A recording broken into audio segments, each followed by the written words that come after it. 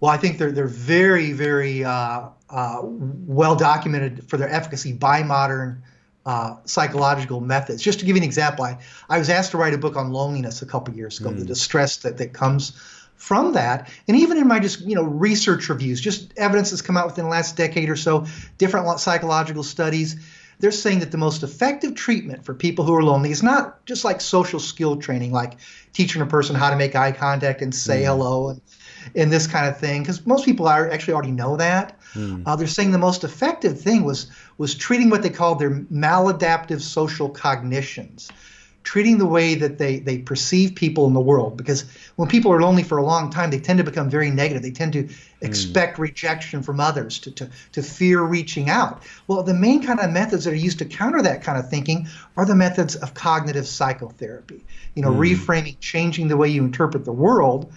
And this, going back to my early training in psychology, I actually came to the Stoics, first to Epictetus, through the writings of the psychologist Albert Ellis, the founder of Rational-Emotive Behavioural Therapy in the 1950s, and the writings of Beck, the psychiatrist, the founder of cognitive therapy. And both of them, come out and boldly, they tell it like it is, that probably their most profound influence was Epictetus. And the line that both of them that drew my attention most anyway was from the 5th chapter of Epictetus' handbook, where he says that people are disturbed not by things but by the views they take of things. So that fundamental power of not letting external events devastate us. We can change the way we interpret them. We can make sure that they're realistic, that they're an accurate representation of what's going on, and we can train ourselves to not be devastated even if what's actually going on was actually something meant to harm us or insult us.